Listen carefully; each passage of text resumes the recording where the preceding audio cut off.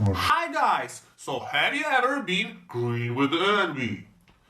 Or do you have a green thumb? I don't understand.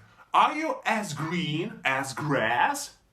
So you didn't understand anything? Okay, so my name is Mark and I'm an English teacher, and today I'm going to tell you about 5 hot English idioms with green.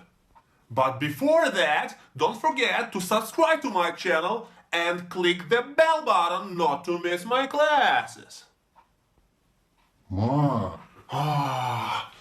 I'm watering my plants. So the first idiom we are going to take today is to have a green thumb. So the definition of this idiom is to be good at gardening or planting plants.